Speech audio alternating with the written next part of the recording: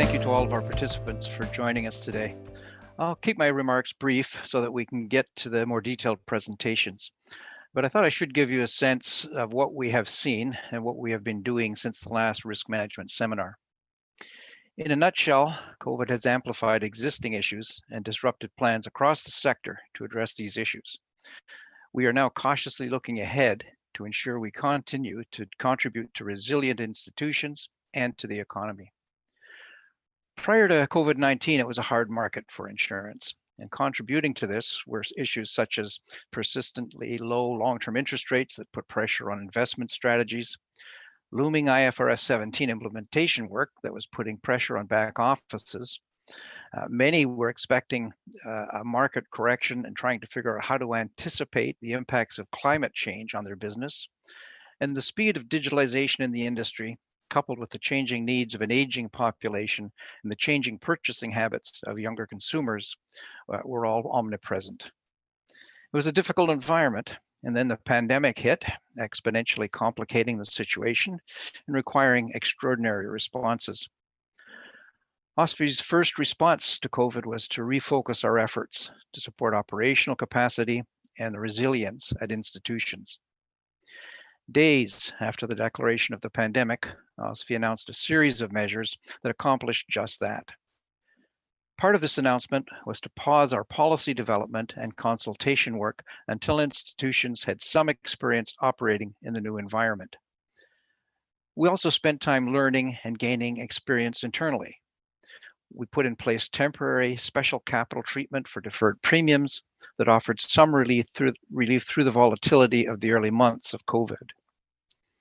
It is clear that institutions have responded well and have remained resilient.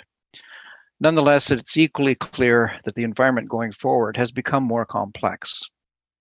Interest rates have declined further, and new issues are developing for certain types of P&C insurance coverage, such as business interruption, travel, creditor, etc.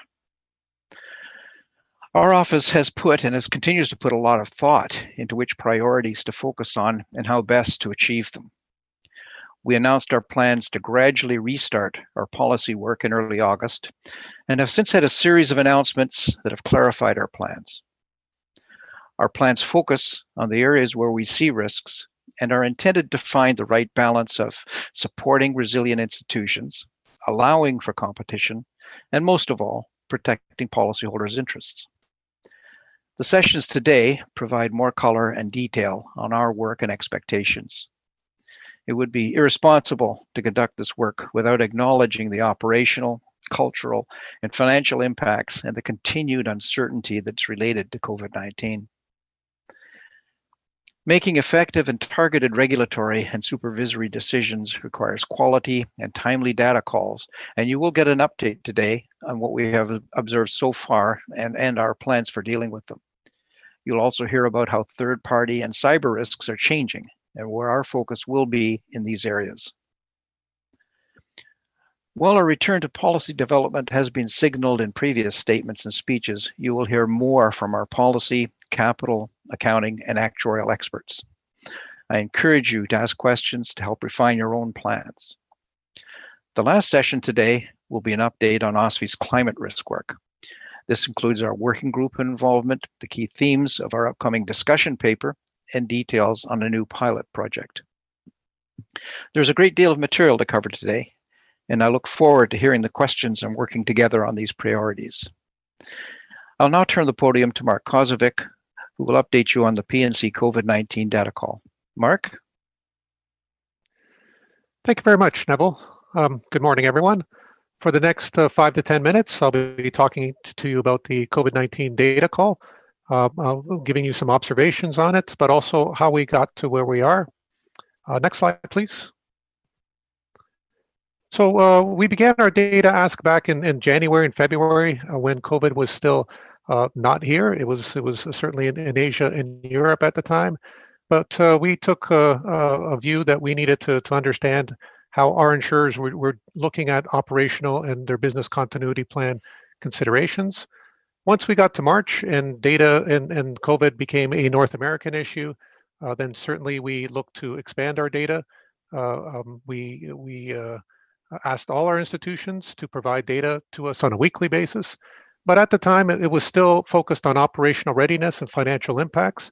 And we understood that we needed something a little more comprehensive and a little more structured. And so in May, we developed a template. We asked companies to provide us that information on a monthly basis going forward, starting from May 31st. And from then until this point, we've been analyzing those monthly submissions. We've also done some targeted follow-up in terms of data quality. And we've supplemented that information with additional information that we've received from our monitoring activities, from our in-depth reviews, and from other data requests that we've done. Next slide, please. In terms of our observations, certainly at the beginning, we had some significant data quality issues that we noted in the monthly submissions. As expected, it's a brand new data call, and so certainly that's that is expected. But it's greatly improved since then. One of the areas that we get some variability in is the data that we ask for with regard to exposures, direct and indirect COVID-19 exposures. And there's variability there, and in many ways it's built in because we ask for the insurer's own views of that. And so when the applied judgment, of course, there's different judgment being applied, and it gives us insights on how companies view their own exposures. And we believe that's been useful to us, even though it's been difficult to look at it from an aggregated perspective. In terms of open claims numbers, we've seen substantial declines in open claims since July, with claims closed without payment continuing to make a very high proportion of total closed claims. In some areas more than others, certainly in business interruption, I think more than half the claims are being closed without payment. And really that's all around policy wording considerations.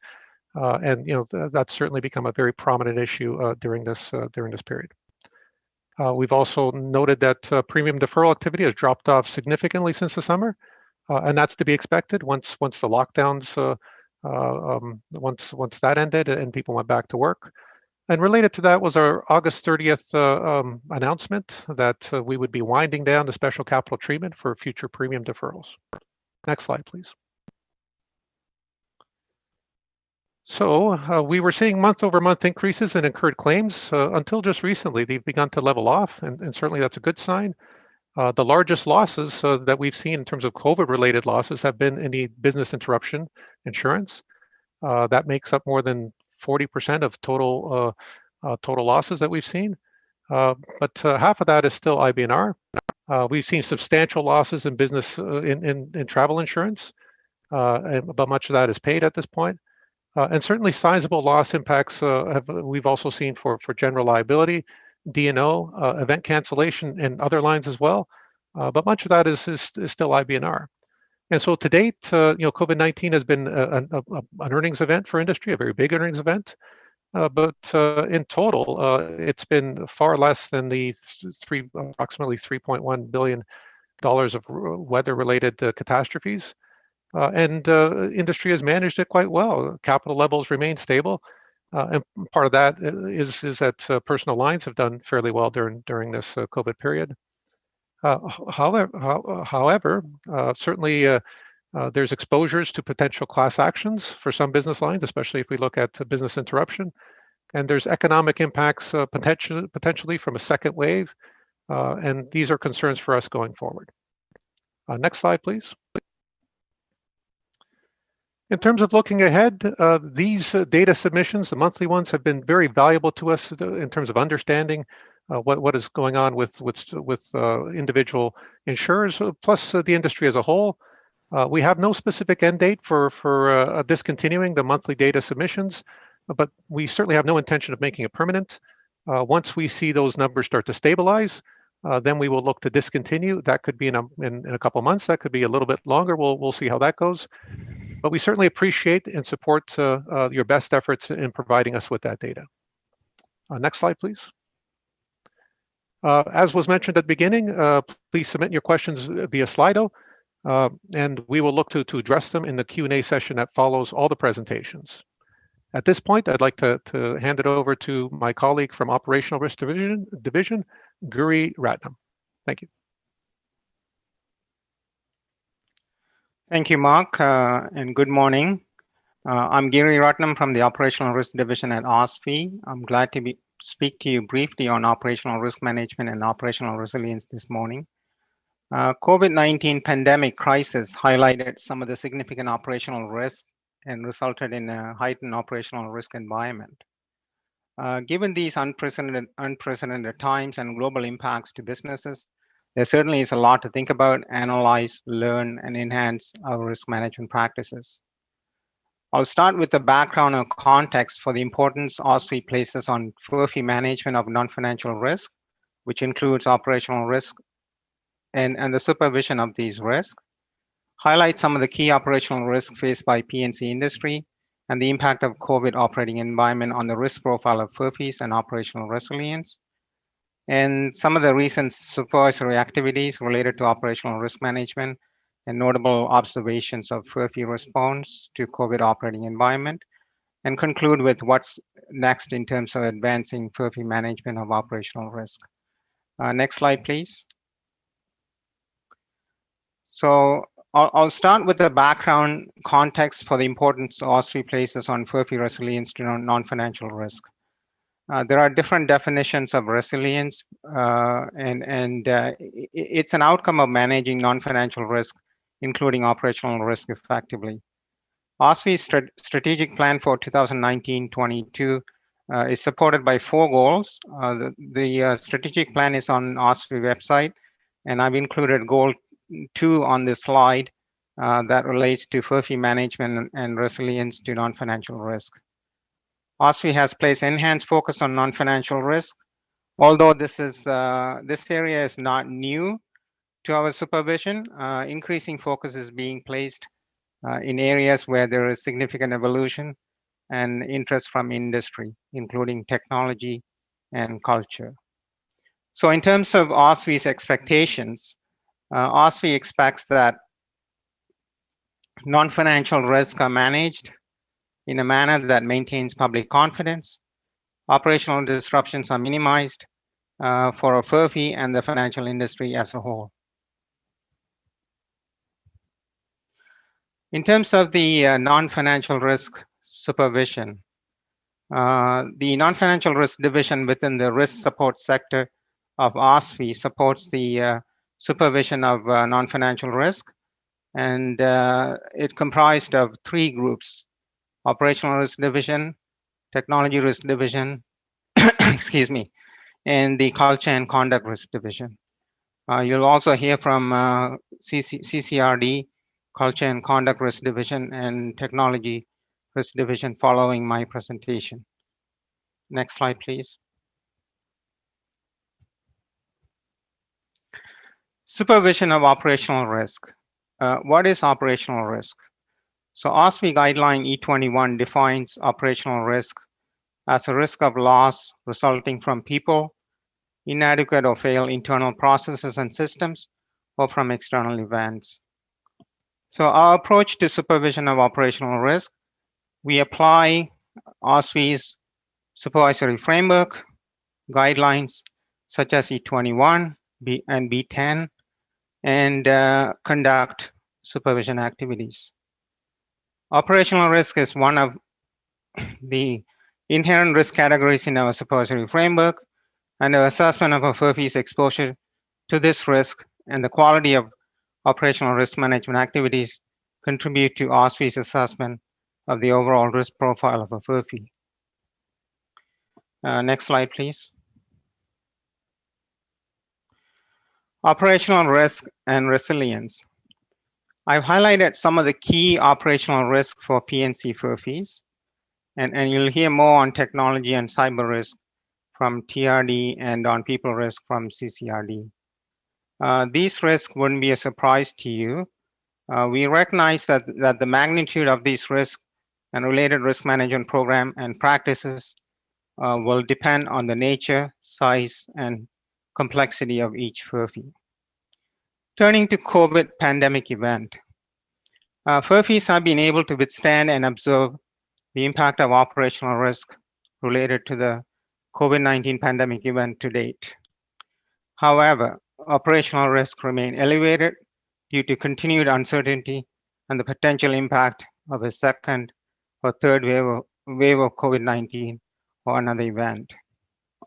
So just to discuss a little bit about why effective operational risk management is important for operational resilience.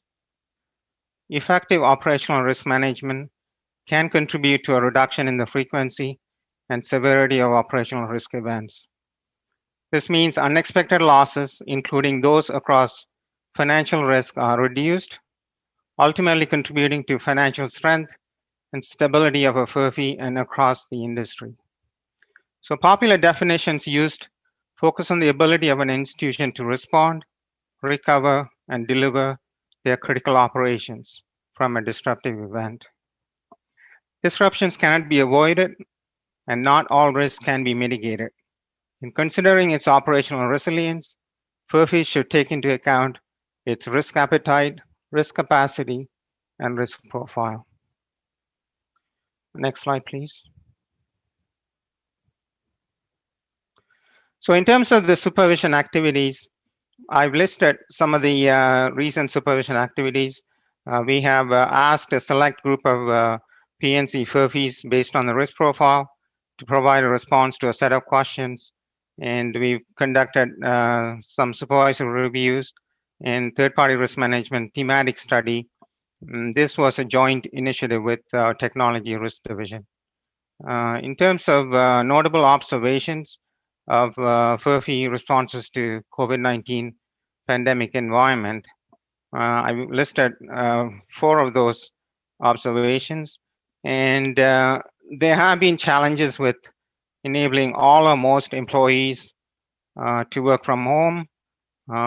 We noticed that, observed that there's been enhanced risk management, including frequent monitoring of critical outsourcers and third-party suppliers, and excuse me, changes to business processes and the governance for those changes, and acceleration of digitization initiatives. That's automation of business processes. Next slide, please. So what's next? OSFI will continue to monitor the management of operational risk arising from work from home environment, changes to processes, change management related to transformative or strategic initiatives, and reliance on third-party suppliers. And in terms of evolving the non-financial risk regulation and supervision, the principles of guideline B10 are still relevant, but in the spirit of continuous improvement and based on the evolving nature of third-party risk environment, we may want to revisit B10. And also we'll continue to clarify our supervisory approach to operational resilience and continue to remain engaged with the international community on this topic. So at this time, I'm going to remind you to please submit any questions via Slido, and they'll be answered during the questions and answer session at the end of the webcast. Thank you for your attention, and I'm going to turn it to Annie Stewart, Managing Director of Culture and Conduct Risk Division. Thank you, Gary.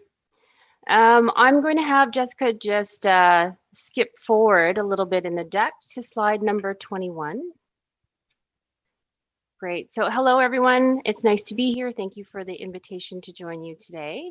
As Gary mentioned, my name is Annie Stewart. I lead the Culture and Conduct Risk Division at OSFI. Our team is part of the non-financial risk group that rolls up into the risk support sector. We are a specialist supervisory group that is comprised of OSFI's former corporate governance division combined with the AML and compliance group. Today, I'm going to share with you some insights from our culture work. I'll take the material as read, and I'm going to have Jessica skip forward in the deck to slide number 23. How are we advancing our work in this space? We completed an industry culture scan in 2019 as an information gathering exercise. We sent a questionnaire to 20 institutions across banking and insurance, including P&C insurers. These are institutions of various size. And then we held face-to-face meetings with senior management and members of the board in order to get further insights on their responses. The 20 institutions were then invited to a joint feedback session so we could share the range of practices observed. This was foundational work for our group, looking at governance and promotion and the self-assessment of culture within the institutions. So I'll share with you some of the high-level themes. We found that there were no significant differences between banking and insurance in practice. There were notable differences between large and small institutions. Board discussion of culture is incidental to other agenda items. It is not a standalone topic of focus as yet. We found that the board members struggled to articulate their institution's culture, and they could not say what made their culture distinct from that of their competitors. I'll give you an example from this work. I think one of the board members actually pulled their corporate value statement off the wall onto the table and said, "This is our culture." So during the feedback session for all the participants, OSFI projected the corporate value statement of an institution onto the big screen at the back, and then asked if it resonated with the culture of their institutions. And it said things like people as a competitive advantage, ethics, doing what's right for customers, diversity and inclusion. There was overwhelming agreement in the room, sort of resounding head nodding from the institutions. And then we revealed that this was the value statement of Wells Fargo at the height of its mis-selling scandal. So clearly the value statements are not necessarily aligned to the culture of an institution. And I think no one in the room at the time wanted to be associated with that statement. Interestingly, only 6 out of the 20 institutions sent board representation to the feedback sessions, and all of them were from small institutions. HR was cited by the majority as having a key role in promoting culture throughout the employee lifecycle, along with compliance and risk management. We found that internal audit had developed its practice in this area and was starting to embed culture elements in their audits. A few of the large institutions had conducted culture-specific audits. We found that the regular employee engagement survey was the primary monitoring mechanism for culture, and assessing and measuring culture continues to be a challenge. No single metric is able to capture it, and a multifaceted approach is required. So the larger institutions tend to cite a broader range of metrics using data across HR, the control functions, as well as customer sentiment or satisfaction data.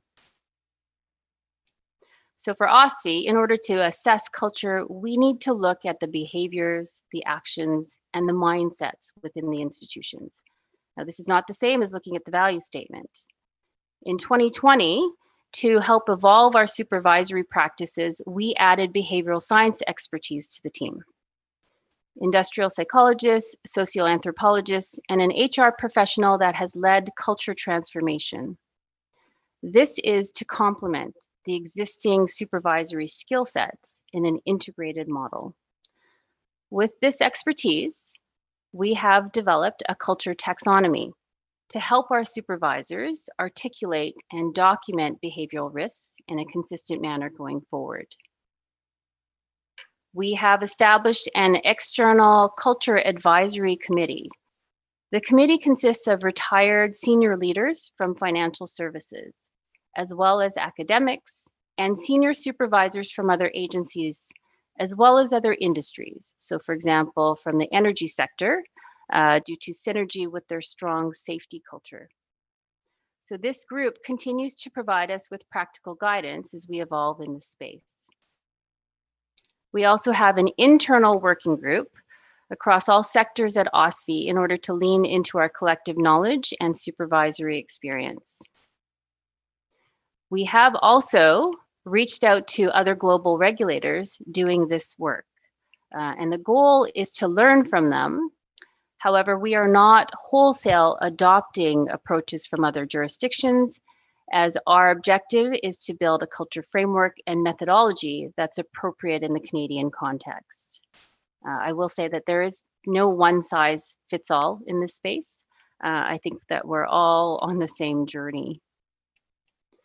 We have started doing culture-focused reviews looking at strategic decision-making. Our focus is on the underlying dynamics and the behaviors in reaching those decisions.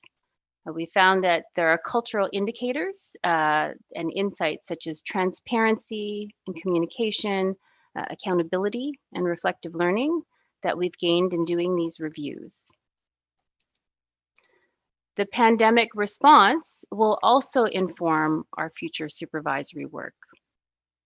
Coming out of the pandemic, we have a unique opportunity to look at institutional culture and behavior at a time of heightened and prolonged stress. So we'll be interested in looking at the dynamics of decision making, but also in terms of behaviors relating to change management. Next slide, please.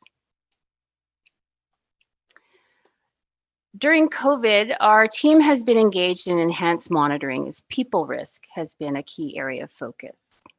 We know that the working conditions can lead to employee disengagement due to prolonged work from home posture, which has been compounded by isolation due to social distancing requirements. Some institutions have implemented more frequent and targeted employee surveys for insights into their employee sentiment. And we know that the heightened stress and financial pressure may also bring with it an increased risk of misconduct. So emerging risks from the pandemic include potential for complacency or a sense of invulnerability that all risks are being controlled and managed. And this can manifest in elevated tolerance for inadequate systems or resources. This can result in persistent workarounds or backlogs of remediation issues. There is also the risk that there will be an overweighting on short-term financial goals over other outcomes, which can lead to deferred investment in compliance and risk management initiatives. As well, the right sizing of workforces post-pandemic may lead to a loss of significant institutional knowledge.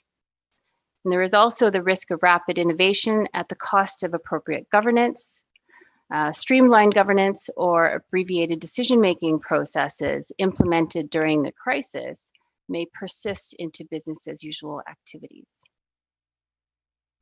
Next slide, please. Where are we going from here?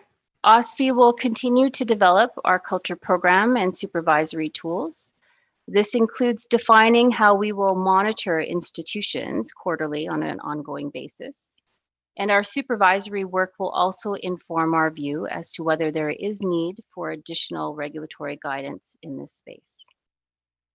And that brings me to the end of the presentation.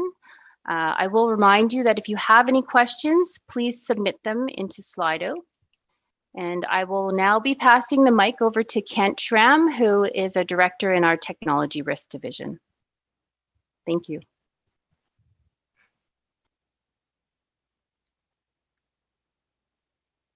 Great. Thank you, Annie. Next slide, please. Great. As indicated, Kent Schramm. Good morning, everyone. Pleased to be able to talk to you about technology and cyber risk today. Next slide, please. To guide through my presentation today, I'd like to talk about what is Technology Risk Division, or TRD, and what do we do. Go over the cyber threat landscape, what we're observing, touch on third-party risk, and what's on the horizon. Next slide, please. Technology Risk Division, where do we fit in? We are a relatively new division. Previously, we were part of the Operational Risk Division, and over the last 18 months, we have grown from a team of 2 or 3 to 16 individuals, and we are part of the non-financial risk group. Next slide, please. What do we do? There's 4 main buckets of what we do. The first bucket is we provide technology expertise and cyber risk expertise. The second bucket, we identify FERFI-specific, industry-wide risks, or sector-specific risks. Our third bucket, we examine how technology and cyber risk impact operational resiliency. And the fourth bucket is a catch-all. We do technology crisis reporting, cyber incident response, and we conduct in-depth understanding and threat assessments to any process or any function that involves systems, data, infrastructure, networks, cybersecurity, and digital technology.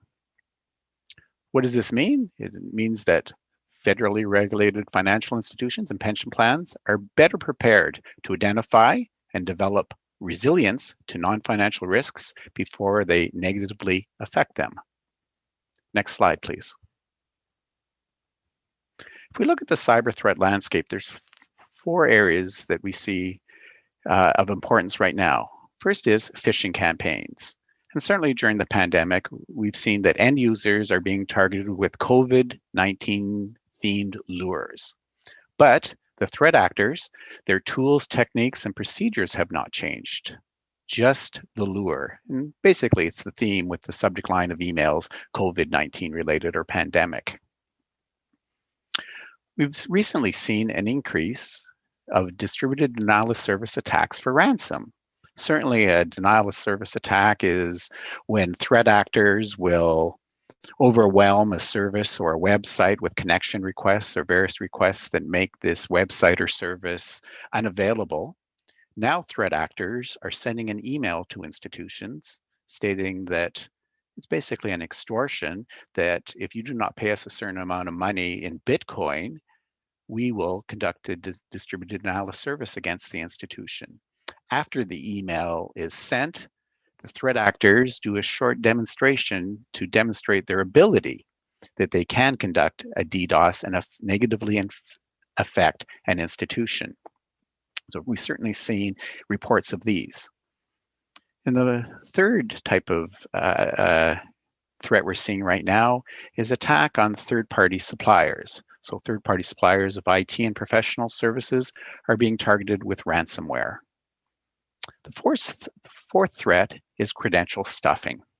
Now, we as humans are lazy when it comes to passwords, and I'm sure everyone has examples where they reuse passwords. Threat actors are harvesting personal details from the dark web, usernames such as emails, and passwords. Again, these are from sites that have been compromised, where there's been data breaches from organizations. They're posted on the dark web. Threat actors are harvesting these and then conducting attacks against federally regulated financial institutions. And the success of this attack hinges on the fact that we as humans reuse usernames and passwords. So in essence, what's happening is the threat actors are stuffing reusable credentials into logins with the hope that we have reused our passwords and thus gaining access to the services or individuals' accounts. Next slide, please. Our observed trends, certainly during the pandemic, we've seen from a cyber perspective a number of third-party cyber incidents such as Finastra or Cognizant, where these institutions have been the victim of ransomware attacks and have provided the services to federally regulated financial institutions. As indicated, an increase in COVID-themed phishing attacks. And we've also observed distributed denial of service attacks against corporate VPN endpoints. So threat actors have been attacking the VPN endpoints such that those individuals working from home were unable to access the corporate resources. From a technology perspective, we saw a rapid ramp up of work from home, of people working from home. This resulted in some institutions having network stability issues and congestion issues. Institutions also reprioritized their IT projects, particularly in light of the comment I just mentioned, to improve their network stability. Certainly financial institutions were implementing government programs, and there was, of course, increased digitization and automation for the end consumer for accessing services online. We also saw an increase in the use of collaboration tools and communication tools. The risks that go along with these include currency of vulnerability of patch management, loss of data at endpoints, particularly from the work from home, where we've seen employees trying to print corporate data at home or forwarding corporate data to their personal email address so they could print from home. And also from cloud-based collaboration tools, unauthorized access. And we certainly saw at the beginning of the pandemic instance where we're using Zoom, where people were crashing the Zoom calls. Next slide, please. Notable incidents that have been reported to OSFI over the last 3 quarters. From an insurance perspective, some institutions were reporting being impacted by Finastra, Cognizant. One victim of a distributed denial of service attack.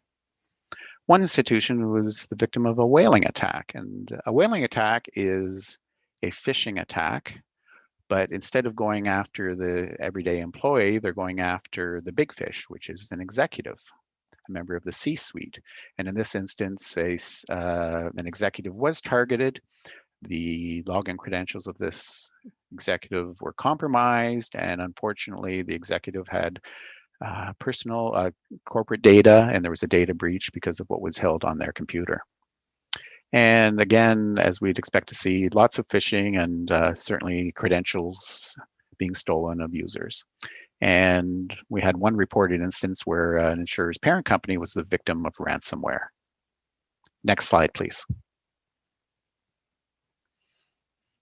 I'll pivot now to our third-party risk paper, which we conducted recently.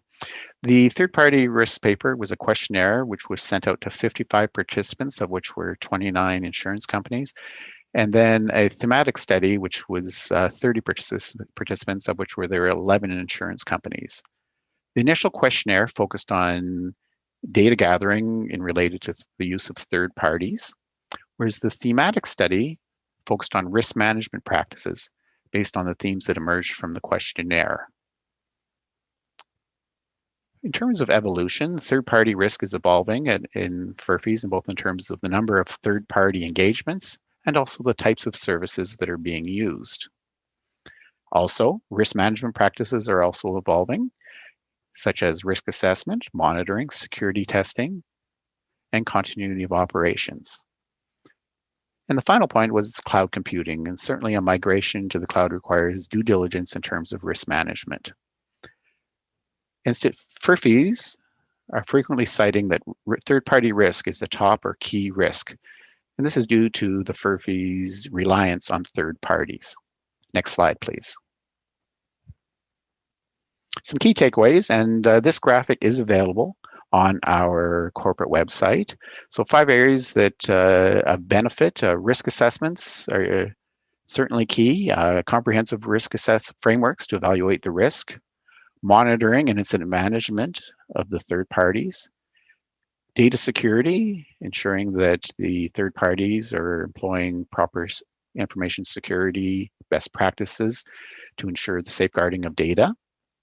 The importance of continuity of critical operations and identifying any interdependencies, and proper risk identification and mitigation when it comes to cloud. Certainly, outsourcing services to the cloud, multiple organizations are doing this. However, the risk cannot be outsourced. Next slide, please. What's on the horizon? End users will continue to be targeted. Third-party IT and service suppliers will continue to be targeted. DDoS for ransom will increase, and digital transformation will continue to be accelerated due to the pandemic. From a technology risk division, we'll be focusing on cloud security reviews and vulnerability and patch management reviews. Next slide, please. I welcome any questions, and I'll hand it over to Jackie. Jackie? We are going to resume with the policy update on risk management guidance from Blasio Milissanakis, Director of Prudential Policy and Strategic Liaison here at OSFI. Blasios, take it away. Thank you very much, Jackie. It's a pleasure to be here this morning. I hope you're all doing well. So I'm Blasios Milissanakis, Director of Prudential Policy. My team leads the effort on policy and guidance at OSFI, specifically on risk management. So anything that does not relate to capital accounting, pensions, or actuarial. Next slide, please.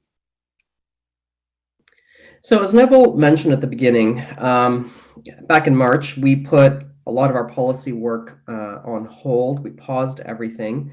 I must say the timing could not have been worse, at least from our perspective, simply because in March and in April, we were in fact prepared to put out a number of documents in a number of areas. But everything was put on hold.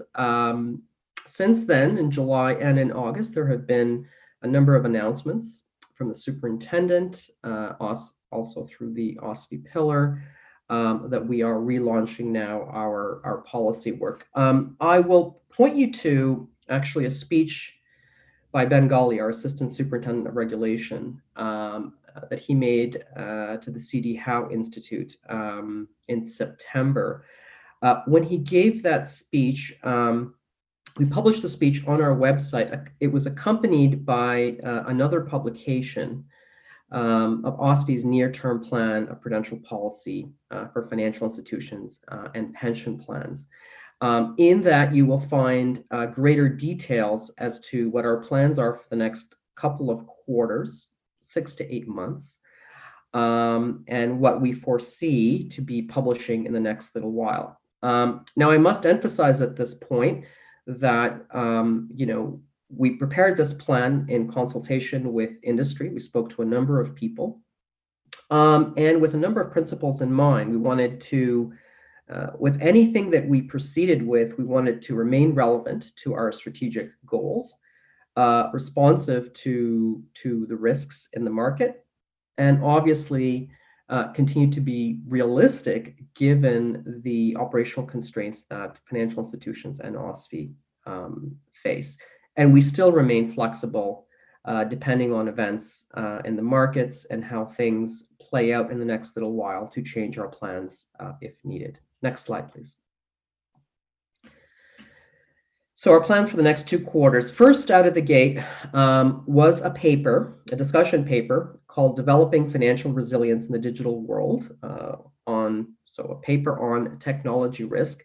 You may have noticed that this paper sort of looked, felt, sounded quite different than what we're used to with respect to publications coming out of OSFI. It was a very high-level paper, what we call here in Ottawa a green paper, very high level, asks more questions than it offers sort of solutions or recommendations or proposals for changes to guidance, and that's by design. We at OSFI are trying very much to engage industry much earlier in the policy making process. So we're bringing everyone in now at the beginning of our sort of discourse on these issues. But notwithstanding the fact that it's a very high level paper, it covers quite a wide breadth of issues. Cybersecurity, third-party risk, advanced analytics, and artificial intelligence and data. And the main purpose of this paper is, in fact, to inform the potential for changes to existing guidance or the need for new guidance. So we are seeking public comment, and the comment period will end on December 15th. With respect to draft guideline E4 on branches, and this was something that came out just a few weeks ago. This had been in the works for a couple of years now, and we kept putting it on hold. We first put it on hold because of the work that we were doing on corporate governance. We completed that work, and then it was subsequently put on hold once again because of COVID-19. We are now ready, and we have issued a draft guideline on E4, which is quite different than what you have all seen previously, E4A, which is a guideline on the role of the chief agent. We've renamed the guideline to reflect the fact that this guideline now focuses on the expectations of the foreign entity and not so much on the role of the chief agent. The role of the chief agent is expressed very nicely in legislation, and we know that that role is in fact quite focused. It really is a point of contact for OSFI. So this guideline puts the expectations now where we feel they should be, and that is on the foreign entity conducting business in Canada. And so we created a new concept in the guideline, concept of branch management. And these are the individuals who are in fact responsible for the day-to-day operations of those branch operations. It is a guideline that is significantly streamlined, principles-based, consolidated. So you will note that this combines E4A and E4B, which is on the banking side, into one guideline, E4, related to branch expectations. There's also another component in the guideline related to the new NAFTA, the Canada-US-Mexico agreement. And this relates to the localization of records. And so we have updated that to reflect what has already been passed in legislation a few months ago. Next slide, please. And by the way, the comment period for that ends on December the 18th.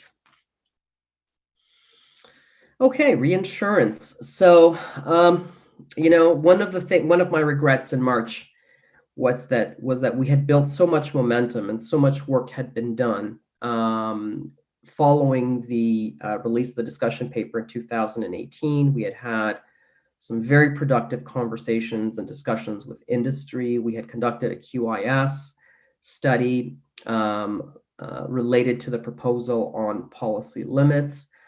Just that we had built up a lot of momentum on that, we had to pause a lot of our work. We are now ready to put out a new proposal. So the proposal on the policy limits that was found in the discussion paper is something that we have now moved on from, and we are now going to put a new proposal out on P&C large exposures. That will be coming out in a couple of weeks, actually, at the end of November. So stay tuned for that. With respect to Guideline B3 on actual reinsurance practices, we had already conducted consultations in that in the past year, but we plan to issue that in final form when we have finalized Guideline B2 as well, and that will not happen until mid-2021. We want to issue both guidelines at the same time because, in fact, there are links between the two, and we want to present one holistic, comprehensive package on reinsurance. So that'll be out in a couple of weeks. Stay tuned for that. And finally,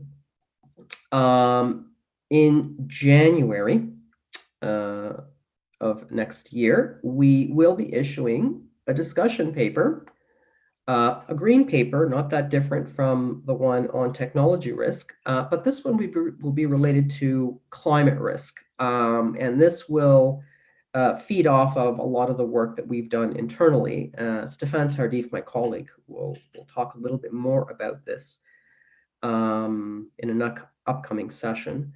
But this will be out in January, and of course, the paper will focus on the prudential issues related to both financial institutions, but also pension funds. So some of the themes that will come up, are around physical risk, transition risk, etc. The prudential risks that we see financial institutions facing.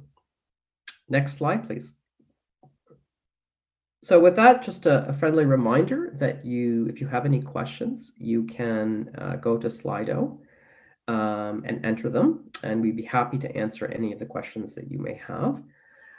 With that, I will turn it over to my colleague, Tara-Lee Herkert, who is the Director of P&C Insurance Capital. Thank you. Thank you, Vlasios. I'm very happy to be here with you today. Next slide, please. So for the presentation today, I have a number of things that I'd like to touch upon. So let's get right into it. Next slide, please. First of all, I'd like to introduce you to the Property, Casualty, and Mortgage Insurance Capital team. There have been a number of changes to both the structure and the personnel since last year's risk management seminar. At this time last year, there was a smaller P&C team that focused on capital policy for a majority of P&C insurers that adhere to the MCT. There was a separate, even smaller team that focused on mortgage insurance capital policy. So as of February this year, the teams were amalgamated, and that's when I joined the team as well. The teams had historically been together, and then they were separated for a period of time, while OSFI developed a new mortgage insurance risk framework.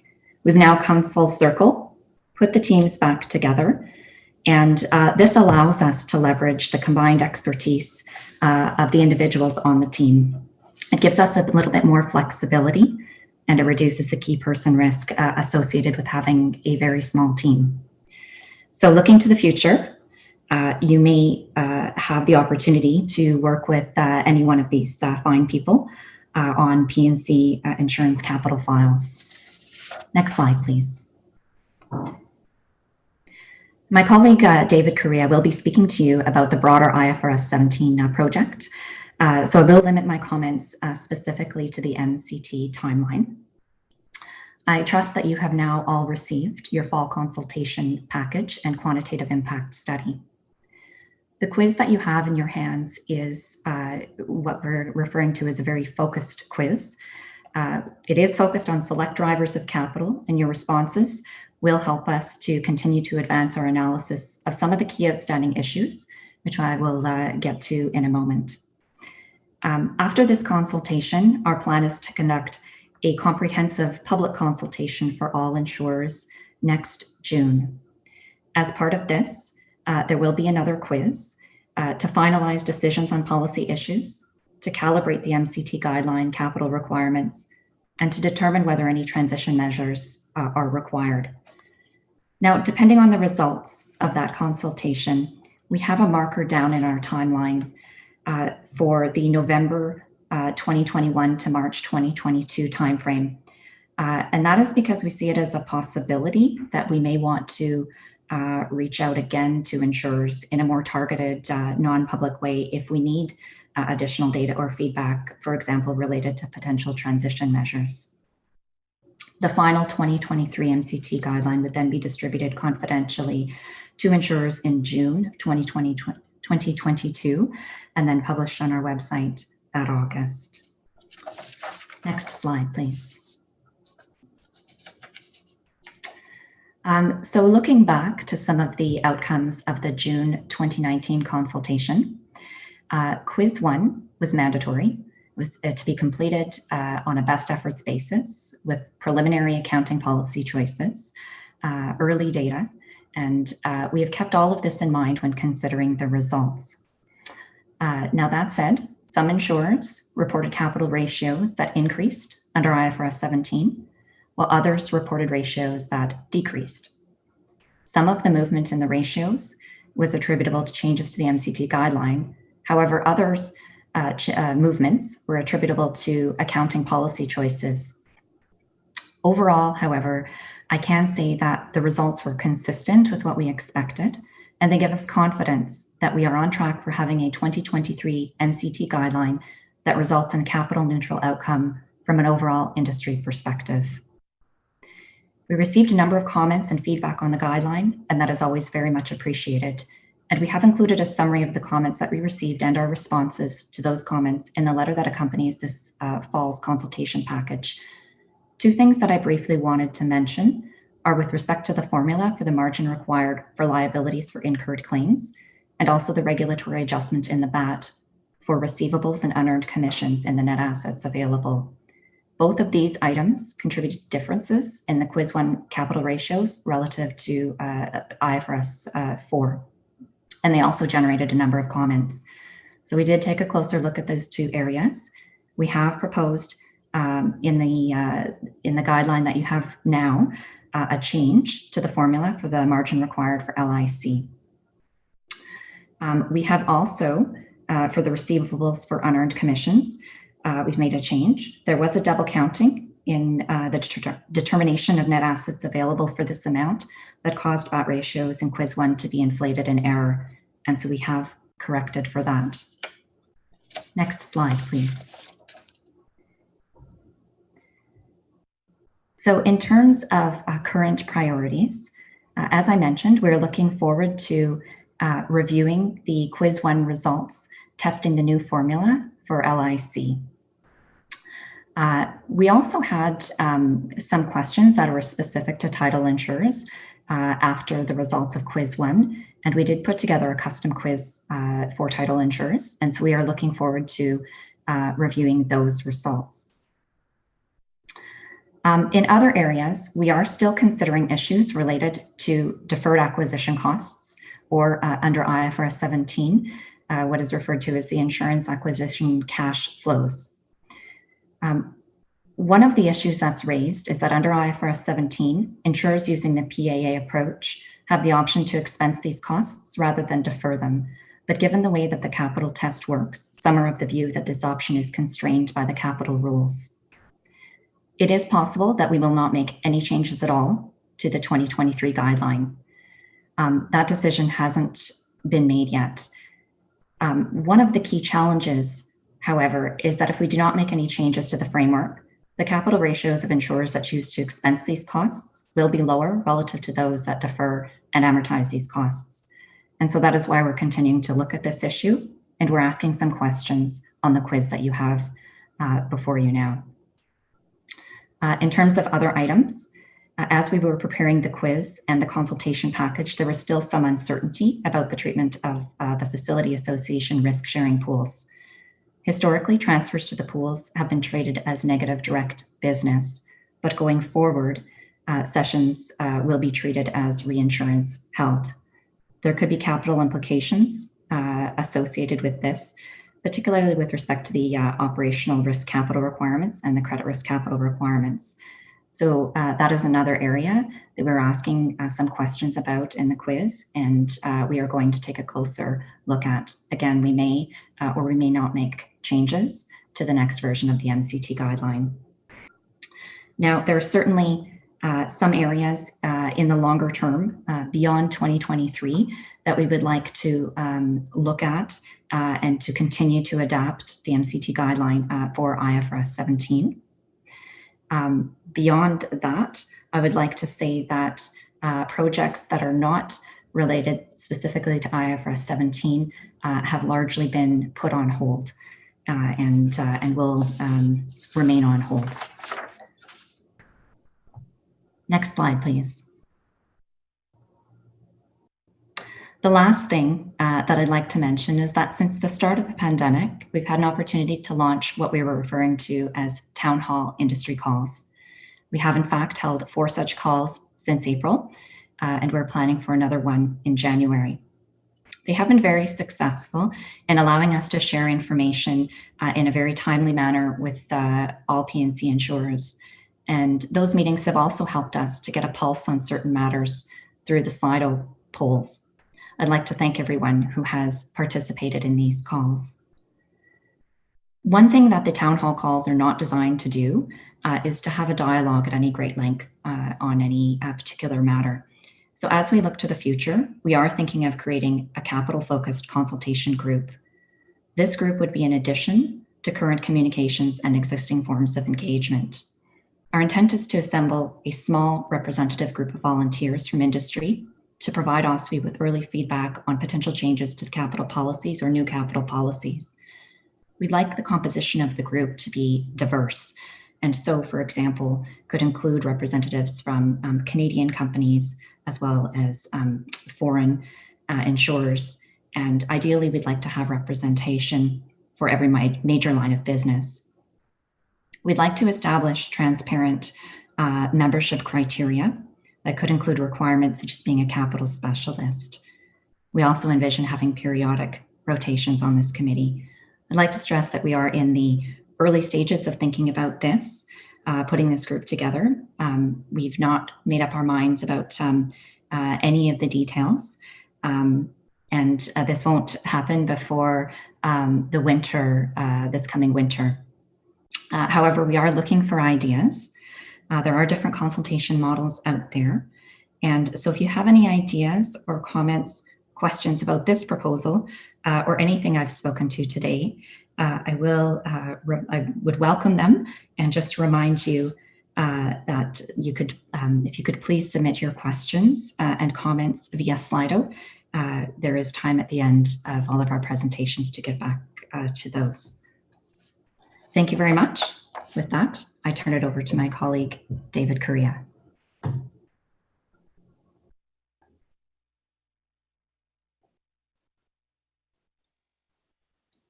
So thank you, Tara-Leigh, for that wonderful presentation, and good morning. I am the project manager for IFRS 17, and I love these opportunities to dialogue with the industry on the robust implementation of this very important standard in Canada. So let's go to the first slide. So this first slide is a number of questions I received from industry on IFRS 17, and it's to initiate the dialogue. And please add further questions on Slido, and we'll address them at the end. First, what is OSFI's new project timeline, given the ISP's effective date is now Jan 1, 2023? The second question, are there any changes to OSFI's advisors on accounting policy? Of course, as a result of the change. 3, how is OSFI helping FERPI's transition to IFRS 17? What is our place? How are we helping you? And 4, is OSFI identifying new performance metrics under IFRS 17? What is planned? What's the timing and scope? So let's jump to the first one on the next slide. So this is our project timeline. So this timeline was revised because the ISP added a year. So our runway got extended by a year to Jan 1, 2023. The activities and deliverables within the project have not changed. They've only been stretched. The COVID-19 shrank some of those deliverables by 6 months. So what you have is a stretched timeline by 6 months with activities and deliverables remaining the same. Our promises to you in terms of letting you know what our accounting policy positions are, our capital policy positions are, and our support on transition have not changed, like reg returns. However, we stretched this runway out by effectively 6 months to this externally imposed timeline. I like to remind everybody, this is an externally imposed timeline. So Jan 1, 2023 is not going to change by OSFI. This is going to happen. Let's go to the next slide. So the second question, are there any changes to OSFI advisors on accounting policy? So the ISB made amendments to the standard. Those amendments were effectively simplifications. They didn't make the standard harder. They made the standard easier to implement. OSFI participated with the IASB in terms of we wrote a letter supporting the simplifications and in our comment letter. We did not really find any prudential concerns with the simplifications made, and so we were supportive of those changes. We also reviewed the standards, the accounting policies chosen by companies, and to see if there was any comparable consistency problems. If you were one of the lucky ones that we interviewed, we thank you. And so we use those interviews and those discussions to help us determine if there's any issues in Canada with the standard in terms of comparability and consistency. And in the fall of 2020, we concluded that there would be no changes to the guideline effectively. And so we decided not to make, because there were no prudential concerns. So let's move to the next slide and you'll see what I mean. We put the current guideline, or the guideline that existed before September 29th, 2020, and the new guideline next to each other. And the only real change was a date change from Jan 1, 2021 to Jan 1, 2023. Plus, we added a number of progress reports because the date has been extended.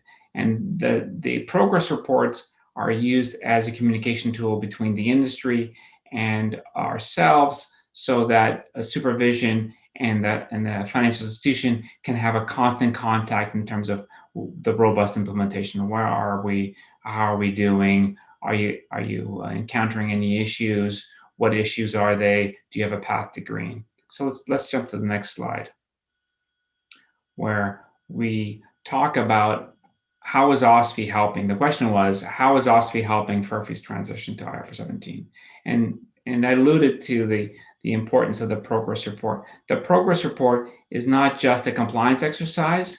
It's designed in such a way that it has a self-assessment questionnaire, and it takes you through the parts of building a project on an accounting implementation.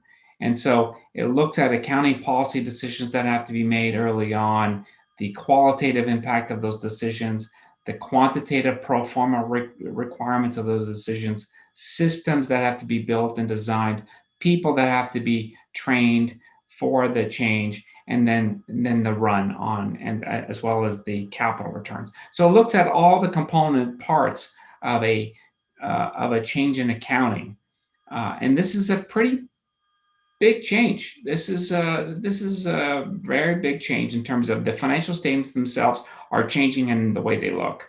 And so what you saw before is not what you're going to see in 2023. And so the impact is pretty massive for the entire organization. We understand that. And the way we help is by having regulatory returns available for the industry to use well before 2023. So in April 20, we've already had the public consultation, so you've seen that in the directed consultation. But in April 2021, you will see the reg returns posted on our website so that you can use that as a template. We've told you what our accounting policies are. You've seen the MCT quiz and how the MCTs are going to be structured. So if it's not perfect, it's 99.9% there, or maybe 99.5, but it's getting very close. So that quiz that you see is you can use as a good template. So we communicate constantly with the industry. We do directed consultation, we do public consultation, and we have these conversations with industry.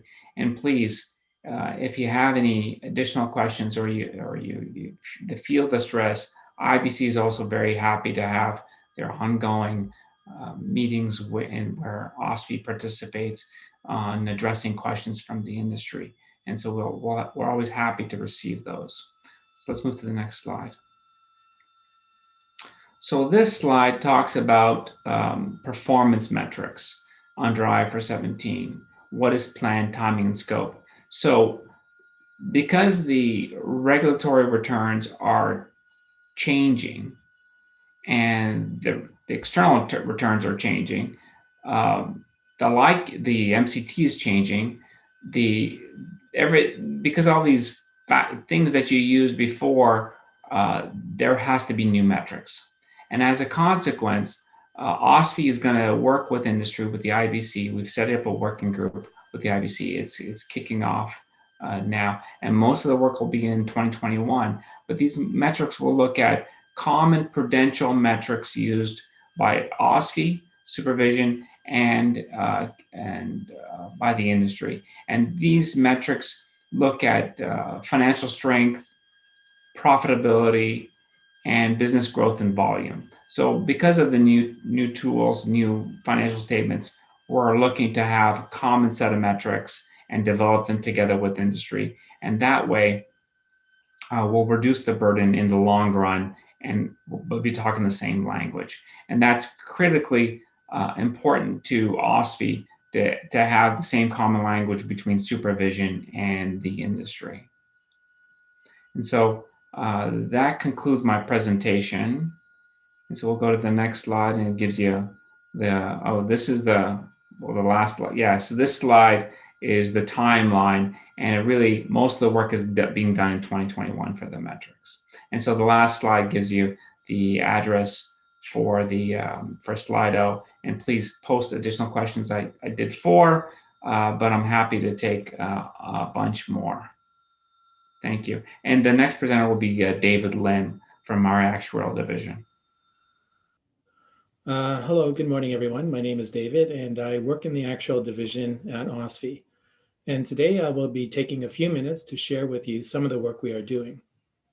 So first up is earthquake. We at OSFI consider earthquake risk to be a systematic risk for the Canadian P&C insurance industry and for the economy as a whole.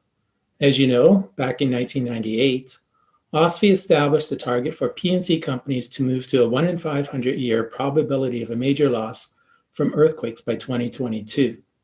In a little over a year from now, 2022 will be here, and some information currently collected in OSFI's annual earthquake exposure form will be irrelevant. Therefore, we have taken this opportunity to review the metrics collected and revise our earthquake form. The revised form will collect additional information that will help us understand the makeup of earthquake losses, as well as track the take-up rate of earthquake insurance. We expect to post the 2022 earthquake exposure form on OSFI's website towards the end of 2021, and so insurers should use the new form for their 2022 filing. The next item on the list is the memorandum to the appointed actuary. The 2020 memorandum is available for download now on OSFI's website. There are some trivial differences between the 2019 and 2020 memorandums. For example, the 2020 memorandum now refers to FCT, which became effective January 1st, 2020. In addition, for this year, we are asking that your report include commentary on the impact of COVID-19 on your company's claim and premium liabilities. And I kindly ask that you remind your appointed actuary, or if you're an appointed actuary, to please read the memo thoroughly to ensure that your company's appointed actuary's report complies with the requirements in the memorandum, as this information helps us better understand your company. Moving on to the IFRS 17 memo, the memo is almost complete and will be available to insurers to review and provide feedback in early 2021. Our goal is to publish the final memo towards the end of 2021 or early 2022. The next item is quiz 2. Back in 2019 and the earlier part of this year, the Capital Division and the Actuarial Division joined forces and reviewed the 2019 Quiz 1 submissions. After reviewing the Quiz 1 submissions, we found that many companies indicated that they would either, 1, rely on CIA guidance in developing the discount rates, and or 2, had yet to make final decisions on various components. However, we also observed a wide range in discount rates from the Quiz 1 results. Now, Quiz 2 was sent to insurers back in September of this year, and as Tara Leah mentioned earlier, consists of basically 2 parts. Part 1 assesses the capital impact of the revised margin formula for LIC, liability for incurred claims, and will be reviewed by the Capital Division. Part 2 will help us better understand how companies are interpreting the IFRS standard regarding discount rates.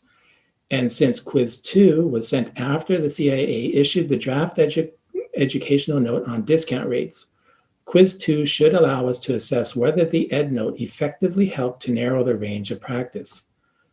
I would like to remind you that all insurers are required to complete Quiz 2 on a best efforts basis, and the deadline for returning Quiz 2 is December 31st this year, so 2020. Some of the work we are supporting includes regulatory returns and metrics. So we have been providing support in developing and adapting the P&C financial statement exhibits and the supervisory metrics in anticipation of IFRS 17. And as David had just mentioned, the metrics will include metrics relating to financial strength, profitability, and business growth and volume.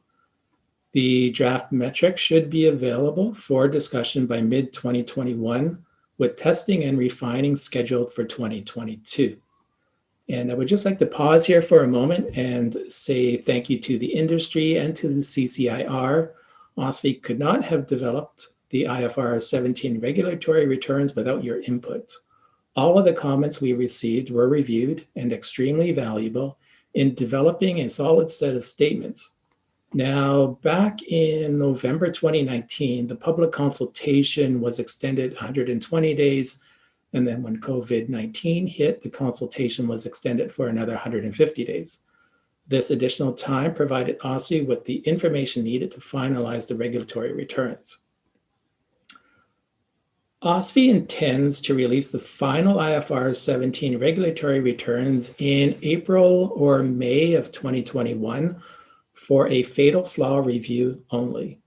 At that time, OSFI will post publicly the IFRS 17 regulatory returns, the instructions, and the validation rules. And also at that time, we will publish a guideline impact assessment statement on the changes made to the statements. Now, this timing should provide the industry with approximately 20 months of lead time to build your regulatory return systems within your institutions prior to the implementation of IFRS 17 in 2023. And the last item that I will mention is reinsurance work. The actuarial division has and will provide support on draft guideline B2. B2 is the guideline P&C large exposures and investment limits. OSFI's goal is to release B2 for public consultation later this month, with the final guidelines B2 and B3 issued together sometime in mid-2021. So that wraps it up for my quick overview of some of the work we've been involved with and some of the work that we will be doing in the coming year. I remind, so the next slide, please. So just a reminder that you can submit your questions via Slido, and we will be answering the questions during the question and answer session at the end of the webcast. And now I'll pass it over to the next presenter, Stefan. Thank you. Thank you, David, and welcome everyone. Good morning. I would like to take a few minutes to update you on work efforts since we last met last fall, and some of the activities that we have planned for the next 12 months. We actively continue to participate in a number of international working groups and have also recently joined a couple of new ones. Sorry, could I just ask to advance the slides? Next one, please. Okay. Yeah, so we continue to actively participate in a number of international working groups, and so I'll provide a couple of updates on those. OSFI, as a member of the IIS, was also lucky to be part of the drafting team for the new application paper on the supervision of climate-related risks. This paper was just recently published in the public domain for a public consultation, and feedback on that consultation is due January 12th, I believe. Neville and myself and a few other colleagues were both on the drafting team, and we are really looking forward to the feedback from the public at large. So I encourage people, if you haven't had a chance to take a look at that paper, to take a look at it and provide your feedback through the IIS website. Our work also continued with the Sustainable Insurance Forum, the SIF, and we were pleased to be part of two deliverables earlier this year. One was an issues paper on the implementation of the recommendations of the TCFD framework with regards to the insurance companies. For that, we provided a number of data points and observations from Canada, including a lot of our federally regulated insurers. And that paper was published in February. And just shortly after that, in March, we also contributed to the questions data bank, which was published, I think, in mid-March or so. And this questions data bank has a lot of really good sort of self-assessment questions that insurers can use to assess where they are with regards to their risk management practices around climate risks. And it's also a good tool for supervisors to use when interacting with insurance companies. Unfortunately, both these papers came out just as COVID was hitting us. So I wouldn't be surprised if some of these papers did not make it to your reading list. So if you've had a chance, please take the time to take a look at those two sustainable insurance fund papers. Next slide, please. I'm also really happy to announce that OSFI joined two other international working groups, but this time these are with regards to banking working groups. And what's good about this is that I've noticed that the dialogue is moving a little bit now from insurance, physical risks, P&C risks, and I'm seeing a heightened sort of interest on the banking side with regards to climate risk. So this was a good development this year for us. So the BCBS, the Basel Committee on Banking Supervision, created a high-level task force on climate-related risks.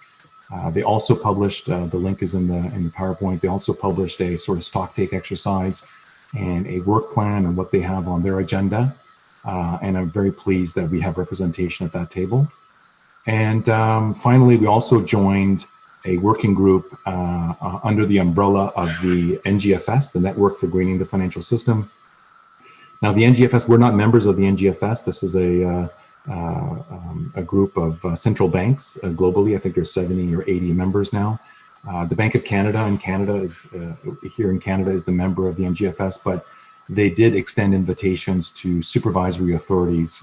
So OSFI was able to join a working group that's looking specifically at data gaps and data challenges in terms of climate risks and metrics. So all this work internationally is really important for us to both contribute to the international dialogue and policy setting, but I think also more importantly to bring a lot of that information back to Canada as we look at our domestic policy setting agenda. So next slide, please. So with that domestic thought in mind, Vlasios alluded to this a little bit earlier, but I'm really pleased to say that we are publishing a climate discussion paper. And I like the fact that we called it a green paper in early January. It's in the final stages of review currently right now, and we'll be going through the communications and translation process. We were hoping to have it done earlier, but with COVID, there was a little bit of a delay. And this paper is going to be challenging and asking a lot of questions of our stakeholders and the public, in terms of, what are some of the ways that FERFIs and pension plans could better prepare for and build better financial resilience for climate-related risks. We're also looking for, feedback on best practices around climate-related risks, strategy development, risk governance, risk management, and we also touch on disclosure among several other topics. We're going to be asking you for feedback in form of a series of questions, and these will really help us establish our analysis and our direction in our regulatory response next year with regards to climate risk. So I'm really, really pleased with this paper and the work that the team has done, and really look forward to your feedback. And finally, next slide, please. And we can jump one more slide. I'm also happy to announce, although there will be a formal announcement on November 16th between the bank and the Bank of Canada and OSFI, but I'm happy to announce that we have partnered with the Bank of Canada to run a climate scenario pilot analysis project, pilot project, to look at transition risk. This will be, again, not insurance only, but I'm really happy to say that we'll include banking, life insurance company, and P&C. We currently have 2 banks, two life companies, and 2 P&C companies participating in the pilot. The objective of this pilot will be to build up on scenarios that are currently being worked on at the NGFS, but specifically tailored to the Canadian economy and the environment that we face here in Canada.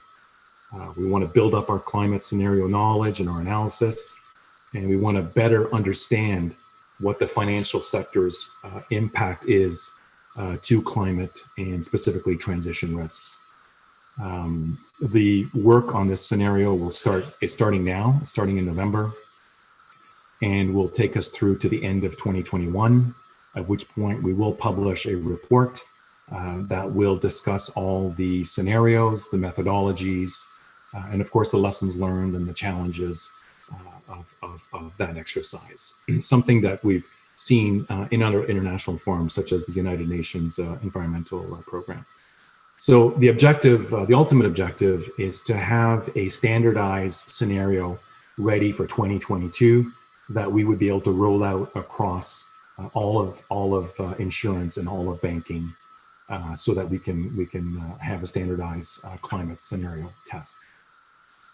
But as I mentioned, there will be a formal announcement and a lot more communication on this. I think on November 16th is the day. So with that, I will end my update, and I thank you very much for your interest. I will hand it over to Jackie, and I please encourage you, if you have any further questions on climate, to enter them into the Slido, and I will be happy to answer them during the Q&A session. So thank you very much. Thank you, Stefan. This concludes our presentations, and we're now going to turn to Slido and answer the questions that have been coming in during the webcast. Please feel free to continue submitting and voting for the questions throughout the remainder, and we've got a lot of time to respond to your questions. The Slido login details remain on the screen, and at this time I'm going to turn it over to Trenton and Elaine, who are going to kick off the questions. Thank you, Jackie. We have a number of great questions. Elaine and I will direct these in the order of popularity. For the first question, we have it highlighted. This one is for Tara Lee. The proposed capital changes will cause my company's MCT to fall. I thought the changes were supposed to be capital neutral. Thanks for that question, Trenton. The first thing that I will say is that if this comment is based on the quiz 1 results, it is possible that the revised formula for the margin for LIC may improve the results and move your IFRS 17 ratio closer to your IFRS 4 ratio. The second thing that I want to say is that that said, we are aiming for a capital neutral result on an industry-wide basis. And that means that we recognize that that individual insurers may have results that differ. And while we cannot neutralize the impact of IFRS 17 for each and every insurer, we will take into consideration future quiz results, particularly after the next consultation that we will be doing in June. And at that time, if there are individual insurers that continue to have results that differ significantly, we will consider measures, transition measures to mitigate the impact. Thank you.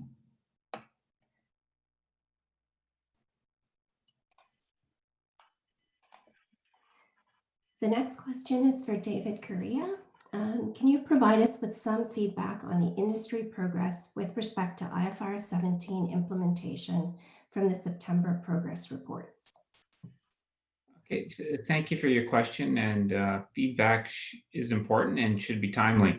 So the progress report that came in September have a self-assessment questionnaire where the industry self-assesses how they're doing, and had a COVID questionnaire in terms of what was the impact of COVID. So on the self-assessment questionnaire, there's about 140 submissions from the industry. And we had one company that self-assessed that it was in status yellow, meaning that it was in progress, but at risk of not being able to deliver. So they had seen some issues with their project that maybe Jan 1, 2023. So 1 out of 140 40 roughly. And there was one company that was at risk of not completing it at all. And so these two companies, the one company that was at risk of not completing it at all is in runoff and is expected to leave. And so they have a plan of exiting Canada.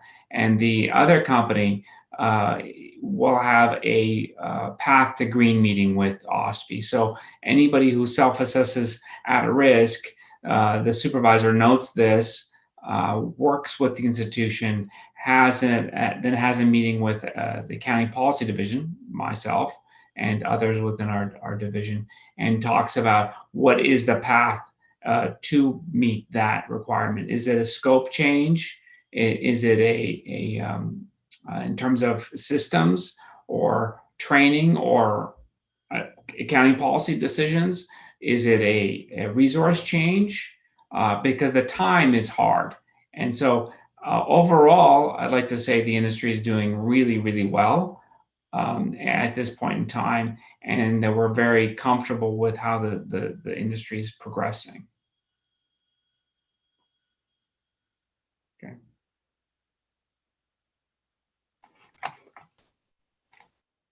Okay, the next question is for Mark. How is OSFI balancing oversight with the reporting burden? Reporting requirements only seem to be increasing. Yes, excellent question. Certainly during any crisis, you're going to see reporting, OSFI looking for additional reporting.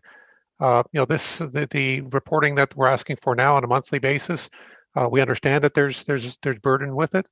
But it's not a permanent burden. It's just for us to understand what's happening during the COVID environment. We do have an internal committee that looks at the data being collected across all of OSFI, and to the extent that they feel that there's too much burden being placed on a certain sectors, they will push back and say, are there other ways to collect that data? And so we do have internal mechanisms to try to make sure we get balance, but certainly in a crisis environment, we need information, and we'll get information one way or another, either going on site or doing more structured information gathering. And so keep in mind that this is just the increased burden is just a temporary thing during the crisis. Thank you.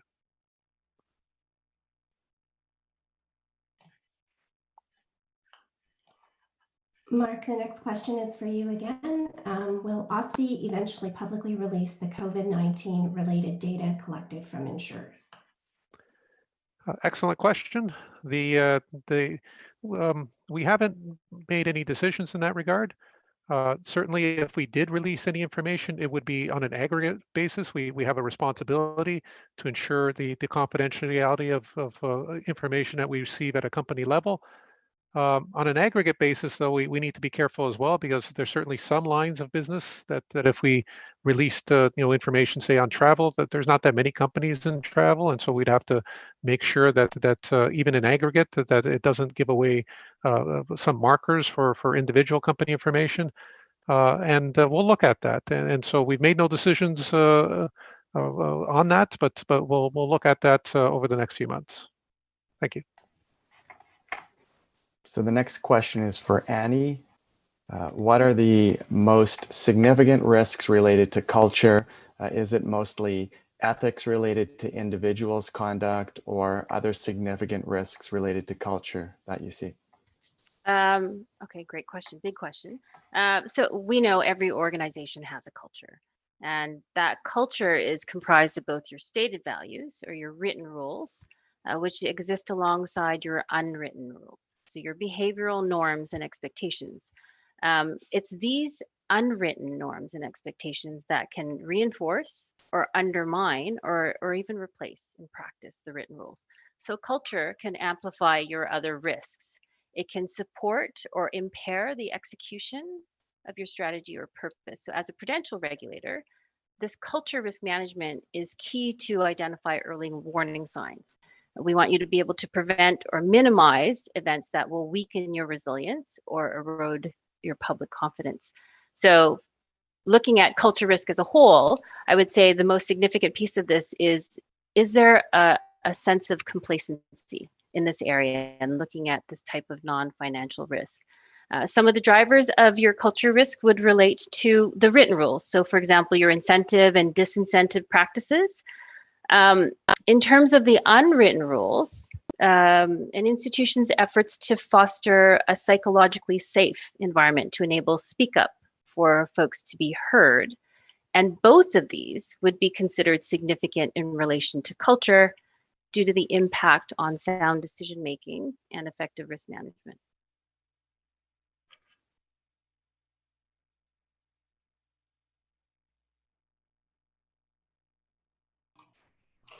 David Correa, this next question is for you.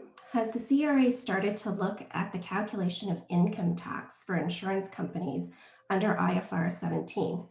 Will OSFI be providing them with assistance? That's a really good question and difficult to answer. So OSFI's place with the CRA, we're completely independent from the CRA. We have the same boss at the end of the day, but we are independent. So all the information from institutions are protected B, meaning that they're confidential and we cannot release that information to the CRA. However, the CRA has reached out to us in terms of understanding how IFRS 17 works. And we do have meetings with the CRA to understand how the component parts of IFRS 17, like CSM and the stumped, but there are pieces of IFRS 17 that CRA currently uses that is going to disappear, and they are new parts that have to be replaced with it. So they have meetings with us to understand those component parts. They have targeted questions, and we give them targeted answers as like an advisor, like E&Y would provide them the same advice. So yes, we're helping CRA. We're helping the CRA on a general format. We don't have an answer for CRA. We just provide them with some understanding of how it works. So the next question is for Mark again. When will OSFI revisit capping dividends given industry is doing well under COVID and not all lines are impacted the same? Principles-based regulation, making a return, etc. Thank you. So this is the March 13th announcement where we put a halt on dividend increases. That certainly is not a permanent halt on dividend increases. It's only in place. We put it at the time because there was a great deal of uncertainty in the environment. There continues to be uncertainty in the environment, certainly not the same as it was previously. And we do have an internal committee looking at how we're going to be unwinding, some of those measures. And so with record increases in COVID cases in Canada and US and Europe, we're not going to be unwinding those measures in the near term, in the very near term.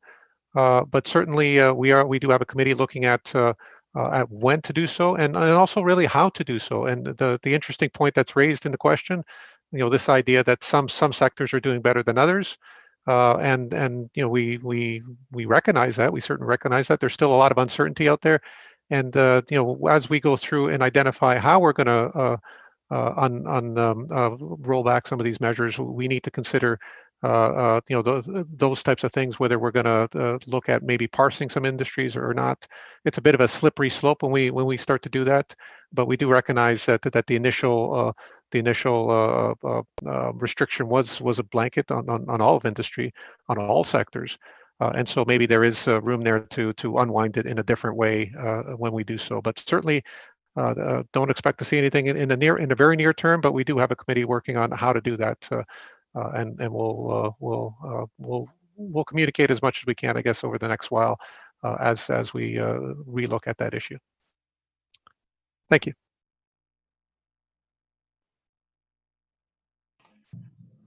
Palacios, this question's for you. Once guidelines B2 and B3 are finalized in mid-2021, when would insurance companies be expected to be in compliance with the new guidelines?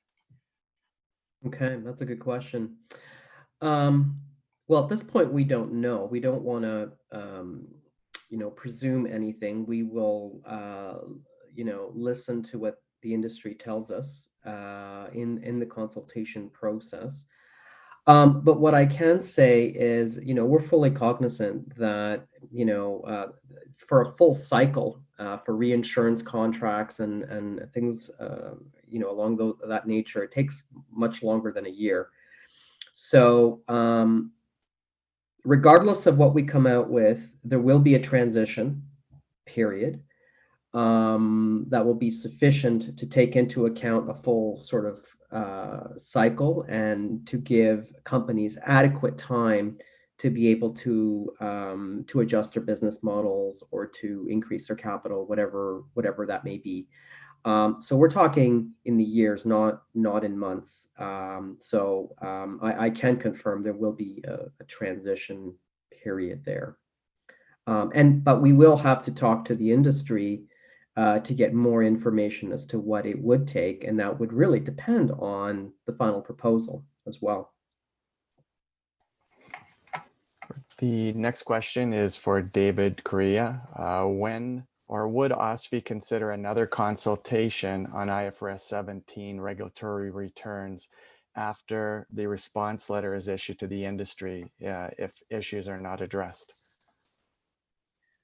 So at this point in time, we've done the directed consultation, we've done the public consultation, and the returns are now being prepped for submission to development, so they build the returns.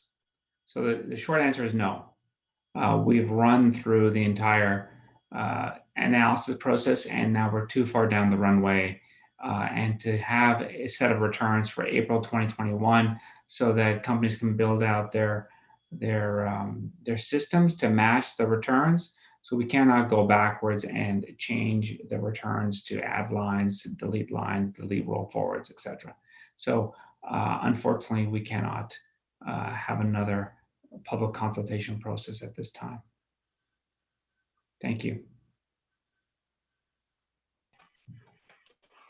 Mark, the next question is for you. Has OSFI considered the impacts to the industry if interest rates turn negative or the impacts from prolonged low levels of interest rates? Excellent question. We do have an emerging risk committee within OSFI. We do discuss a number of risks, and one of them certainly is negative interest rates. We've certainly had some dialogue about what it would do, but certainly there's a lot more work that we could do on it if it goes there. Having spent some time with the IAS in Switzerland from 2014 to 2018, during that time there was interest rates were negative in Europe up to 20 years, and in some countries it does have impacts for sure. It's not the end of the world certainly, but there's some adjustments that need to be made. And so as that risk takes hold here in North America, the potential for that certainly we'll do more work on it, but it's in our line of sight. It's certainly a topic that's been discussed internally and continues to be looked at. Thank you. The next question is for Stefan. Would OSFI consider mandating climate risk disclosure? Would disclosure help OSFI assess the risk to financial institutions and the industries it supervises? Thank you, Trenton. That's a very good question, and thank you for the 8 people who voted for it. Given that this is a popularity contest, I'm glad that I was able to get a couple of votes to this question. The short answer in the near to medium term for OSFI would be no. But let me add some context for why I say that. Climate risk disclosures is a topic that's garnering a lot of attention internationally. Several jurisdictions are even mandating mandatory disclosure, typically along the FSB TCFD framework. The UK comes to mind, as one of the jurisdictions, France, and there's several others. In the US, the NEIC and several, many states have had mandatory climate risk disclosure. They've had a framework there for over a decade. So this is something that's evolving really, really quickly. And to complicate things, there's many organizations now that are coming out with reporting frameworks and standards and different metrics. Many of them are overlapping. They're all trying to produce information for different slithers of stakeholders, thinking about the TCFD, the Carbon Data Project, the GRI. It just goes on and on. It's a rapidly evolving area of interest. The International Accounting Standards Board, through the IFRS, some of their standards apply to material risks, which could include climate risks. The International Association of Securities Commissions, of which Canada is a member through the Canadian Securities Administrator. The CSA came out with guidance last summer specific to climate risk disclosure. So this is getting more and more complex. And what it's leading to is a lot of, I would say, a lot of fragmentation and a lot of different diverse approaches and different objectives. Just a couple of weeks ago, the IFRS came out with a consultation paper specifically looking at ways on how perhaps the IFRS could help in developing some global standards and consistency in reporting, further complicating this whole issue. So given this very, very fluid environment, I think it would be inappropriate for OSFI to, pick a framework or develop our own framework and to mandate mandatory disclosure. I think it'd be a very, very complex issue for OSFI. But I would just say, and I know I'm probably taking too much time, but having said that, we agree that strengthening disclosures is an important tool for investors. It provides stakeholders with good information in terms of how to assess risk and opportunities. But mandating a disclosure regime just would not fall within the mandate of OSFI. Our mandate of protecting policyholders and financial institutions, creditors, and pension plan members. We already expect institutions to manage risks, including climate risks. And if we, as a prudential regulator, need information on how you're managing a particular risk, like climate, we can ask for that information. We have access to that information already. So for us to do our work as a prudential regulator, we feel comfortable, but it would be a very dangerous, a very slippery precedent for us to move into mandatory disclosure. So I hope this provides a little bit of context for my initial response of no. Thank you, Trenton.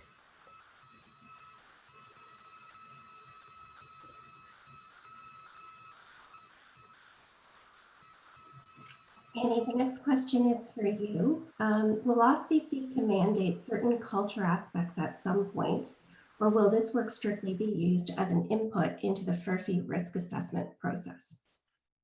At this time, it is an input. And I would say our existing expectations with respect to accountability for culture reside with senior management and the board, as noted in the corporate governance guidelines. But as we continue to advance in this space, we will consider the need for more explicit expectations. And I think working very closely with Blasios and partners in the Regulatory Affairs Division to look at that. I will say that this would be aligned to OSFI's strategic goal, which includes a priority to increase transparency and consultation or external communications as we do our work. Thanks. So the next question is for Blasios. If guidelines B2 and B3 are linked, why not reissue guideline B3 for additional comments at the same time as OSFI plans to issue the draft guideline B2? I don't think that would be necessary. I think when I say they're linked, there's really just a couple of potential components. I wouldn't say that B3 is contingent on B2, but we're holding B3 back just in case there is something there that that we will need to tweak or align with B2.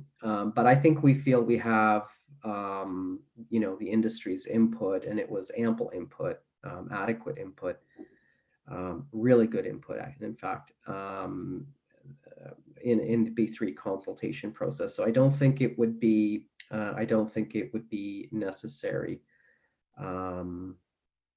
Now I say that now, but I mean, right? Again, I don't want to preclude the possibility that, you know, if there were some elements, something critical, then, you know, of course we would come back to the industry if there was something, if there was a critical change. But at this point, I don't see that.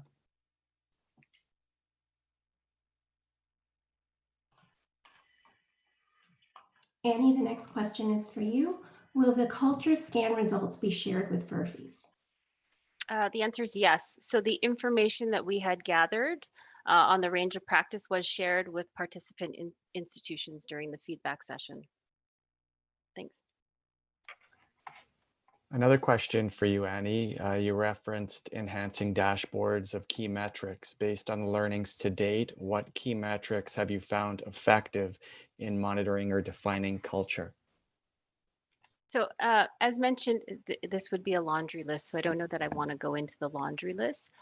What I will say is that the best approach that we have seen is an integrated one. So no one area should be solely responsible for culture, and the metrics that are available within an institution would cross multiple areas, would cross all three lines of defense.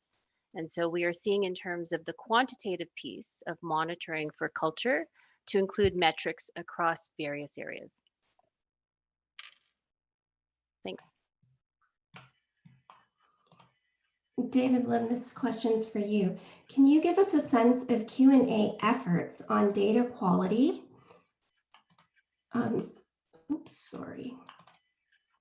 Consistency on earthquake filings and benchmarking. Yep. So every year we review the earthquake filings, and the data that we receive is good. There are some instances, I think, every year where there are some errors. Mostly that's with the reporting of the 10% of the worldwide capital and surplus. A lot of times it's in, we can't match it to other data sources that we have. And with respect to benchmarking, we gave a presentation in the 2015 and the 2019 risk management seminars.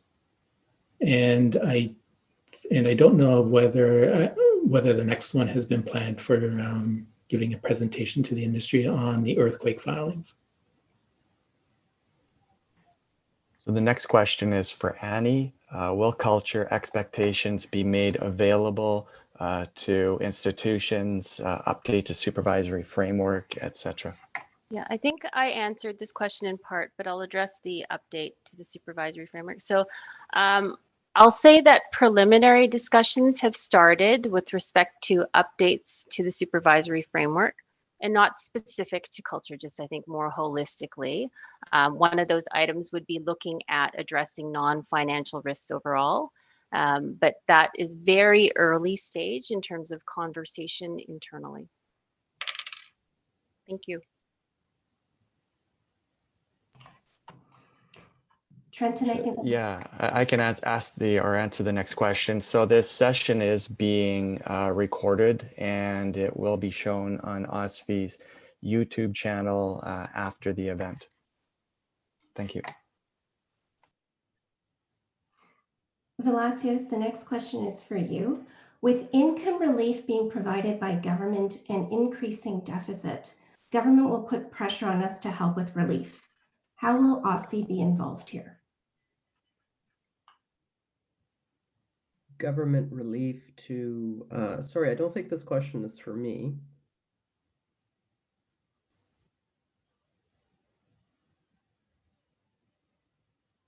So any of the other speakers, if you have comments on this question. I can try. certainly with if I think of the government's putting pressure on the industry for relief, to me I'm thinking of Premier Ford, for instance, talking about the auto insurers and then rate relief for the auto premiums. Certainly, OSFI is a prudential regulator. We focus on the prudential health of our financial institutions. Things about things dealing with premium relief, for instance, are matters of market conduct, and so it's a prudential regulators and not so much us. But certainly we take an interest in it, but it wouldn't be us looking at pushing companies to provide relief measures to consumers. We take an interest, but it's not directly within our mandate. Thank you. If anybody else can put additional color in there, that's please go ahead and do so. Thanks. Yeah, I just to add to that, I think there's some areas where OSFI restricts certain assets like bridges, public assets, the investments in those, and bridges and other structures, that we restrict those assets. And we restrict those assets for a number of reasons, because they do create risk. They're long-lived assets, and they do create risk on a balance sheet of an FI. And so that has to be looked at if we ever go down that path and public policy lends to that direction. But it does create risk on the financial statements of insurers, and our place in that would be to caution the government against it, in my opinion. Thank you, David. For the next question would be for Annie. I believe you maybe have already answered this. I don't know if you have any additional commentary. Yeah, will OSFI share I think this is the culture taxonomy. Exactly. So to the extent that it informs our risk assessment, which, there's still discussions on how that may influence the supervisory framework if there are updates that happen. That piece of the assessment would become public. So I think overall, aligned to our goal for transparency, there's a desire to share this kind of information externally. So my short answer would be, it depends. But we'll have to see how our program evolves, and certainly the conversations with the Regulatory Affairs Division to make sure that we are consistent with past practice is important.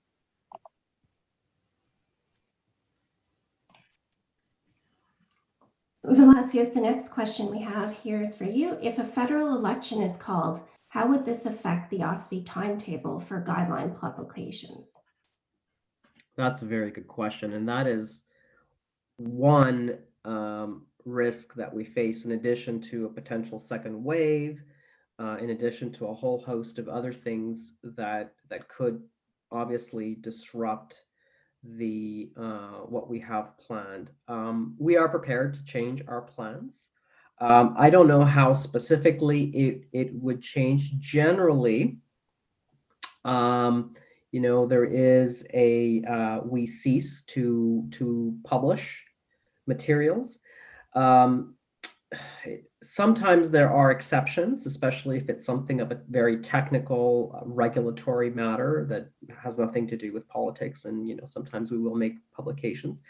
But generally, we tend to refrain. So that could be one effect of it. But certainly, that, in addition to any other things that can happen, bad things that can happen. Well, not the election, but the bad things like COVID, a second wave, or some other things that could happen. Certainly, we'd have to adjust our plans. And you'll notice in the near-term plan that we published, we only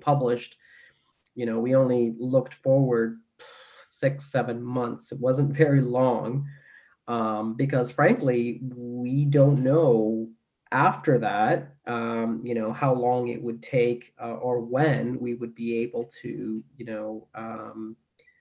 finalize guidelines, for example, take the next steps following discussion papers and so on.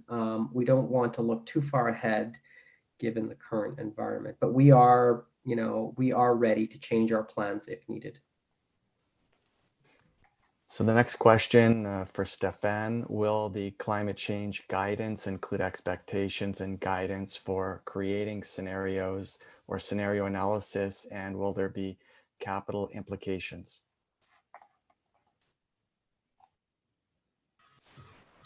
Thank you, Trenton, for the question. So let me just clarify that the discussion paper in January is not guidance. It's a discussion paper, so it's a consultation paper.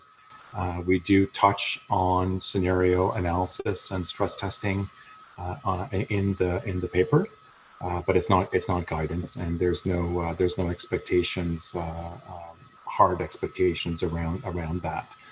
Having said that, I did mention that we are embarking on a climate scenario pilot exercise right now for the next 12 months with a small set of voluntary FERFIs that are helping us develop that analysis knowledge and allowing us in the Bank of Canada to calibrate and run some of these scenarios, these economic scenarios and models, to see how they perform across the three industries. At which point we would probably come out with some direction at the end of 2021. We are committing to publish a report at the end of 2021, a public report, and then we hope to have a standardized climate scenario that we could run in 2022. So we're a long way away from that, but it's going to come fast. And I'm just looking at the question here. Will there be capital implications coming out of this? Definitely long term. So not in the short term, but we are definitely, there may be considerations for capital coming out of this. We do have a working group within our climate change working group. We have one of the spokes, one of the teams is actually looking at, for example, risk-weighted assets and considering credit considerations and climate risk. So there's a lot of work happening in this field, but short-term answer for this question would be not in the near term. I hope that answers the question. If not, please ask me another one. Thank you. Gary, the next question is for you. Is there an estimated timeline for the redraft of Guideline B10?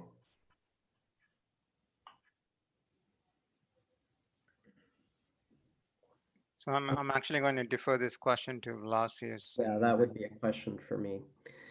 So we have started the conversation on third-party risk through the discussion paper, excuse me, that we just released on technology risk that we released a few months ago, actually.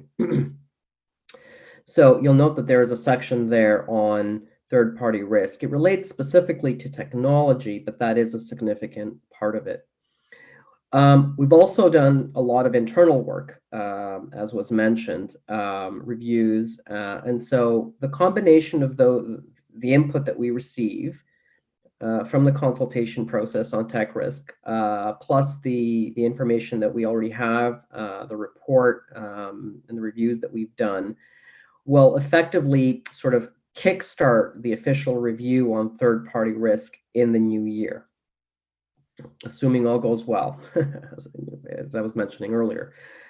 So we want to start the process of reviewing Guideline B10, which is more refined to outsourcing, but we are looking, to look at it more broadly as third-party risk. And so we would start that process in the new year. I would not expect anything, whether it be a discussion paper or draft guidance, not for a while, well into 2021 at least. So, but again, just to go back to my earlier point, we don't know that at this point, given what's going on in the current environment.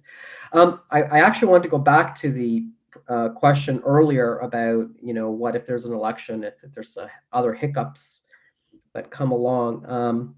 One of the things that we have done in our consultation processes, and you will note this, is that we've extended our consultation periods for much longer than what we traditionally have. So the technology risk consultation will be 3 months, for example.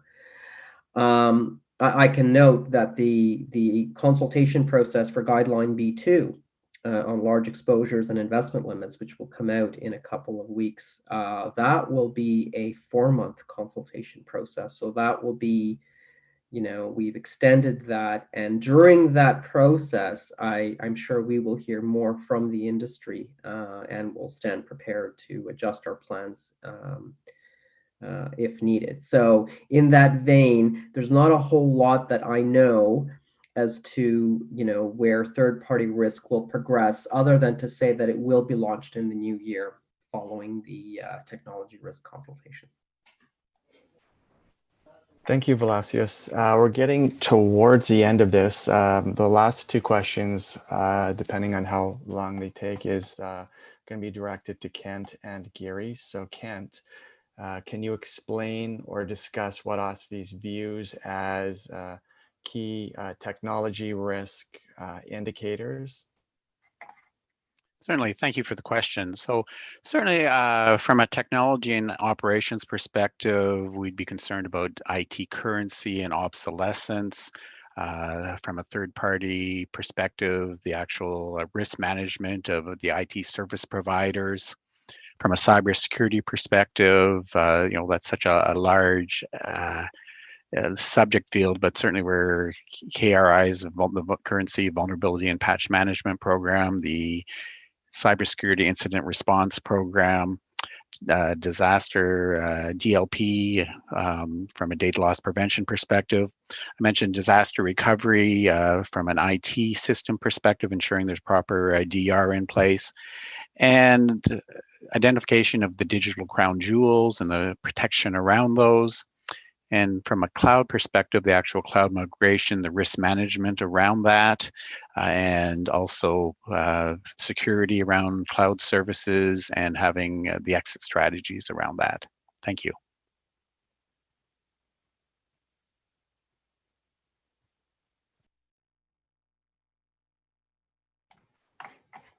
So the next question we will direct to Gary from Operational Risk Division.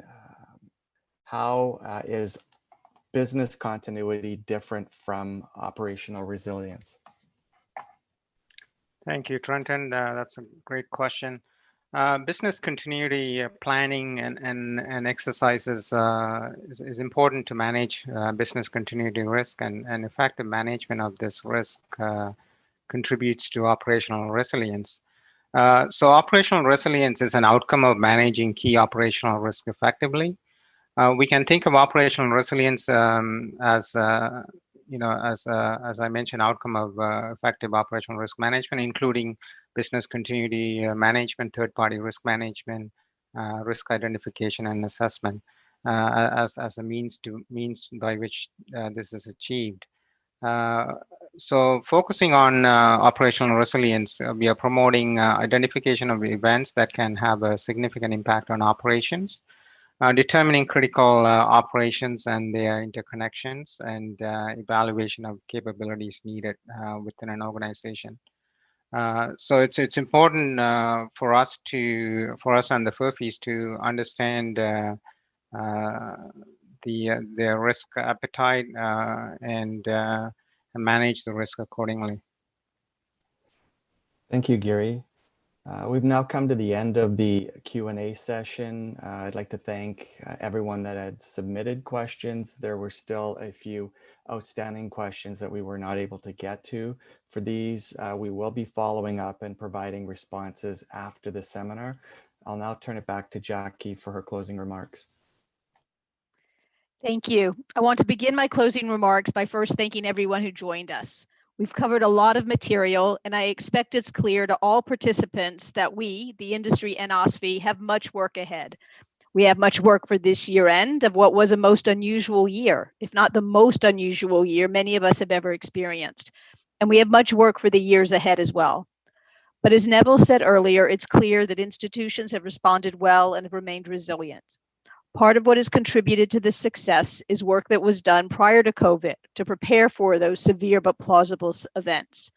This preparation helped put the tools, skills, and resources in place to be able to respond quickly and to be able to continue to serve our customers and clients. With respect to IFRS 17, many of you have heard me speak about this topic for years before it even had a number. And even with the delayed start, IFRS 17 is going to continue to require our focused and sustained commitment for successful implementation. With respect to climate change, while few doubt that climate change is going to affect or is currently affecting the P&C business that you write and the investments that your institutions make, there's still uncertainty. There's uncertainty in the speed and the extent of consequences of behaviors to date, as well as uncertainty about the effects of transitioning to a greener economy. We recognize that we've not been able to present a comprehensive list of all the challenges and considerations facing your institutions. It's not possible in a single morning or even if we had all day. Environmental, social, and governance goals are shaping the future of the industry. Digitization, which is clearly accelerated during COVID, is changing how you interact with clients. And competition within the industry and players outside of the industry are creating an environment that's forcing many to ask deeper questions about how to be part of the future.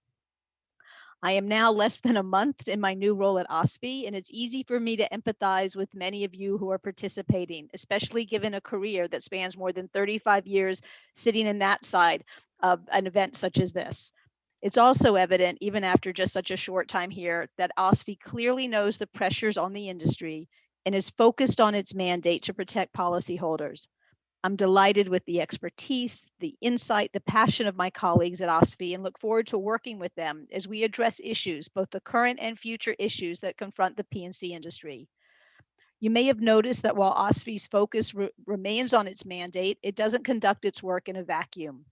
We realize that P&C insurance business is challenging and we expect it to continue to be so. And I'm confident that we will continue to have success as we share our plans at forums such as these and as we remain committed to collaborating with you to find solutions that work for our stakeholders. Later today, you're going to receive a short evaluation form by email asking for feedback about today's webcast. We value your responses greatly as they help us know how we can continue to improve and add value for you and your organizations. As noted by Trenton, if we didn't have a chance to answer your questions or weren't able to answer it fully, we will have follow-up email. Once again, thank you for participating today. We hope you found it valuable in how we continue to connect with each other. And until we can meet again in person, best wishes to you and your loved ones. Stay well and stay safe.